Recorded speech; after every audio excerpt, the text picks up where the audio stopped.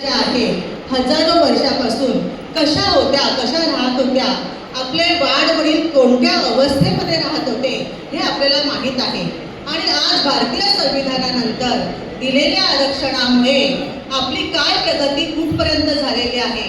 आपण अगदी IAS officer म्हणा, मंत्री, खासदार म्हणा, इथपर्यंत कसे पोहोचलेलो आहोत हे आपल्या सगळ्यांच्या डोळ्यासमोर आहे. आणि आज तेच आरक्षण आपल्याकडून काढून घेतलं जात आहे. आणि त्यामुळे हे उपवर्गीकरण नेमकं काय आहे यासाठी फक्त मी एक 2-3 वाक्यात तुम्हाला सांगणार आहे. कारण सगळे इथे सुशिक्षित ज्ञानी आहेत आणि त्यामुळे जास्त काही मी बोलणार नाहीये. परंतु बाबासाहेबांनी जी आपल्याला ह्या 59 जाती ज्या आहेत, या 59 जातीरूपी काठ्या ज्या आहेत, त्यांची ही जी एकत्रित मजबूत मोळी बांधलेली आहे, ही मोळी तोडण्याचं काम आता सध्या चालू आहे.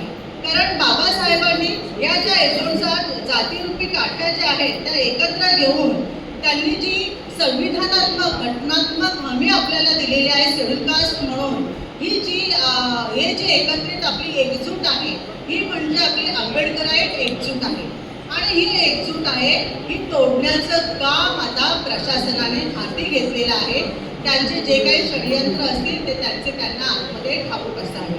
म्हणून आता ह्या ऐकायलाच तडा जातो की काय हा प्रश्न निर्माण झाला आहे. म्हणून जस्ट थोडक्यात मी तुम्हाला सांगते की काय आहे की सुप्रीम कोर्ट जे आहे की 1 ऑगस्ट 2024 मध्ये सुप्रीम कोर्टाने राज्यांना उपवर्गीकरण करण्याचा अधिकार दिला. आणि 15 ऑक्टोबर 2024 रोजी शासन आदेश काढून पाटणा उच्च न्यायालयाचे निवृत्त न्यायाधीश अनंत मनोहर बदर यांच्या अध्यक्षतेखाली समिती नेमण्यात आली.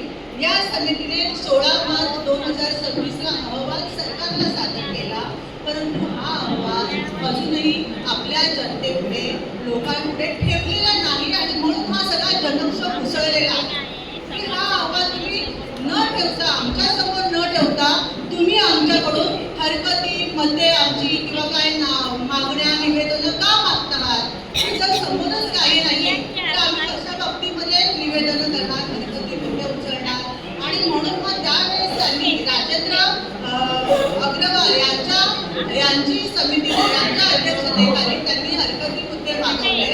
आणि त्यानंतर त्यांनी मग 15 ऑक्टोबरपर्यंत ही वेळ दिली. म्हणजे 15 एप्रिलपर्यंत, 15 एप्रिल 2026 ज्यावेळेस डॉक्टर बाबासाहेब आंबेडकरांची जयंती होती 14 एप्रिलला. आणि मग जनरेट्यामुळे ही जी तारीख आहे ती 30 एप्रिल करण्यात आली. अशा पद्धतीने आता हळूहळू आता 1 ऑगस्टपर्यंत त्यांचं आता पूर्ण होणार आहे असं समजतंय की त्याची मीटिंग पण झालेली आहे. मग आता हे आक्षेप आपण का घेत आहोत. उपवर्गीकरण म्हणजे नेमकं काय की आपण एवढे सगळे एकत्र येतोय त्याच्या विरोधात बोलतोय. तर या उपवर्गीकरणामध्ये जी प्रक्रिया केलेली आहे ती घाईघाईने का लागू केली जात आहे.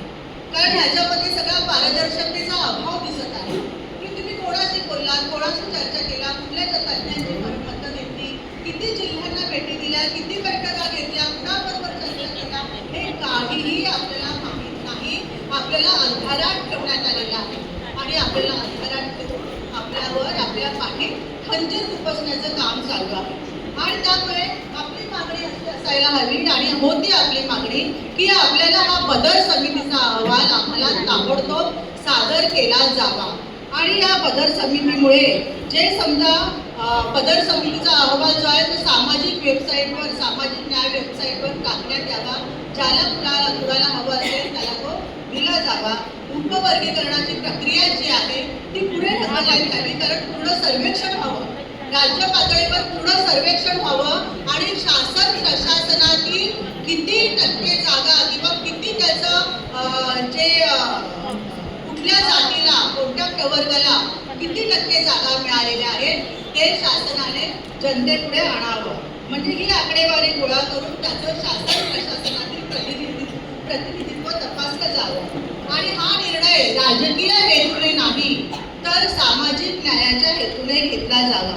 आणि त्यामुळे आता जे आपण बघतो की गोरेगावकर सरांनी सांगितलं की जी काही आकडेवारी जी आहे की महारांची 80 लाख, चांभारांची 17 लाख, मांगांची 25 लाख. तर यानंतर मग ज्या काही या 7-8 जाती ज्या आहेत त्यांची एवढी लोकसंख्या आहे, पण ज्या 500 आणि 25,000च्या आसपास ज्या जाती आहेत त्या जवळजवळ 49 जाती आहेत.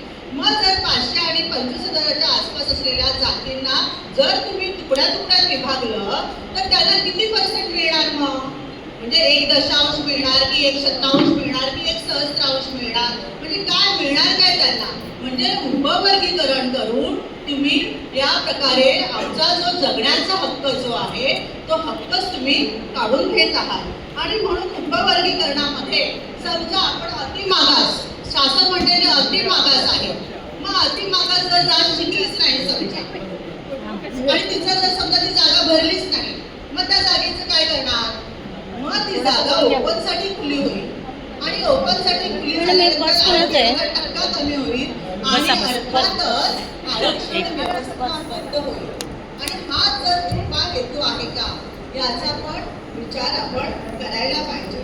जर समजा या अतिमागास जर समजा चाललेलं आहे की या मागासांना मिळालं नाही, या मागासांना मिळालं नाही, काही जातीच पुढे गेलेल्या आहेत, मग सरकारने उपाययोजना का केली नाही? का धोरणं का अवलंबली नाही? 75 वर्ष झाले देश स्वतंत्र होऊन आणि या 75 वर्षामध्ये यासाठी सर्वपक्षीय राज्यकर्ते जबाबदार आहेत की या 75 वर्षामध्ये या अतिमागांसाठी तुम्ही काही धोरणं अवलंबली का नाही?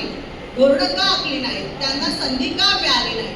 जर समजा आपण गेल्या 15 वर्षातच बघितलं की 15 वर्षामध्ये तुम्ही किती धोरणं आखली, किती संधी दिलेल्या आहेत आणि ते तुम्ही जर काढलं तर मात्र मग आपल्याला घडघडीत सत्य समोर येईल की मागासवर्गीयांच्या किती बॅकलॉग भरलं गेलेलं आहे, अनुशेष किती रिक्त आहे हे आपल्याला समजलं येईल. म्हणून मग या मागासांना, अतिमागासांना जर समजा संधी मिळाली नाही तर त्यांना संधी मिळायला पाहिजे असं जर सरकारचं म्हणणं आलं असेल तर सरकारने मात्र ते अपयश का आलं हे तुम्ही स्वतःच तपासा. उपवर्गीकरण करण्याऐवजी ते सगळं स्वतः तपासा.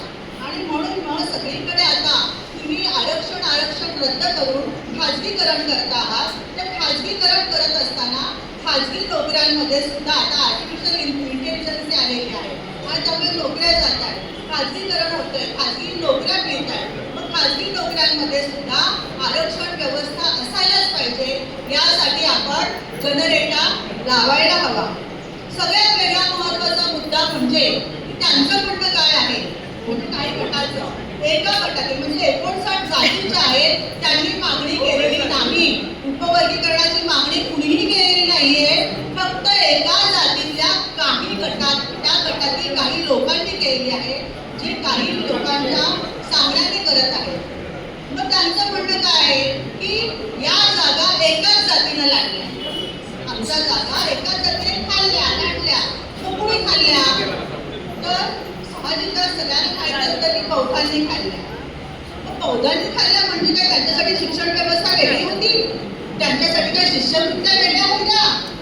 काय म्हणजे काय त्यांचं म्हणजे तुमच्यासाठी शिक्षण व्यवस्था नव्हती का? मग असं नाही. तर त्यांनी बाबासाहेबांचा बुद्ध धर्म जो आहे विज्ञानवादी तो अंगीकारला, त्यांनी 22 प्रतिज्ञा अंगीकारल्या, त्यांनी देव देवस्की अंधश्रद्धा नवस सायास काय जे काय आहे काल्पनिक गोष्टींवर आधारित ते सगळं टाकून दिलं गंगेच्या पाण्यामध्ये. आणि त्यांनी विज्ञानवादी बुद्ध धर्म स्वीकारला, गावकीची कामं सोडून दिली, त्या आया मायांनी उपाशी राहिल्या आणि त्यांच्या मुलांना त्यांनी शिकवलं, IAS IPS IRS केलं. म्हणजे हे जे कारण आहे हे आपण लक्षात घेत नाही आणि म्हणून त्यांना डिवचायचं, त्या एका गटातल्या काही लोकांना डिवचायचं काम सरकारने म्हणा किंवा आणखी कोणी म्हणा करत आहे, तर हे आपण लक्षात घेतलं पाहिजे. आणि म्हणून मला असं म्हणायचं आहे की हे उपवर्गीकरण आता आपल्याला थांबवायलाच हवं. कारण आपण काही म्हणतो की नाही थांबणार, पण जनरेटा एवढा असायला हवा आपला की हे उपवर्गीकरण सरकारने थांबवायलाच हवं. आणि म्हणून उपवर्गीकरणाच्या विरोधामध्ये आपण 20 जूनला एकत्र येतो. कितीही पाऊस पाणी वादळ वारा तुफान कितीही येऊ द्या, आपल्या बायको मुलांसाठी आपण यायचं आहे. कितीही दुःखद प्रसंग असू द्या, आनंदाचा प्रसंग घरामध्ये असू द्या, हे सगळं बाजूला सारून आपण आपल्या जे कोणी कॉन्टॅक्टमध्ये आहेत त्या सगळ्यांना घेऊन यायचं आहे. कारण आपण पाहतो की आज बीड पासून जो मोर्चा निघालेला आहे, आज मला वाटतं खूप दिवस आहे, 17 दिवस झाले मेजॉरिटीने बौद्ध लोक आहेत, आपलेही लोक आहेत बाकीच्या जातीतले, पण ते हातावर मोजण्या इतके, पण बौद्ध लोक आहेत. या बौद्धांनी नेहमीच आघाडी घेतलेली आहे.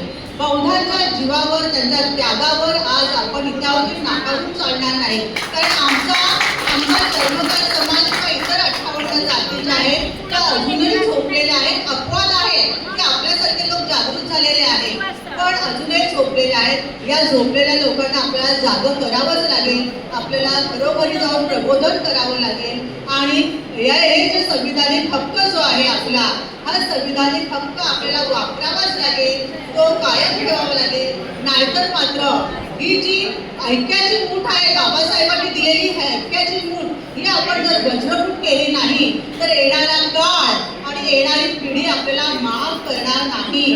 ते चित्र तुम्ही लक्षात घ्या पूर्वीचं, आणि हे पुढे येणारं चित्र तशा पद्धतीचं असू शकतं. म्हणून माझी सगळ्यांना विनंती आहे की आपण प्रबोधनाच्या माध्यमातून हे उपवर्गीकरण सगळ्यांना समजावून देऊया आणि 30 जूनच्या मोर्चामध्ये, महामोर्चा कसा यशस्वी होईल, सरकारला कसं आपण नमतं करून घेऊया.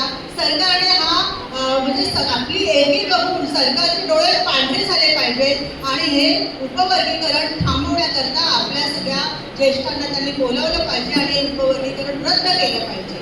जय भीम, जय संविधान.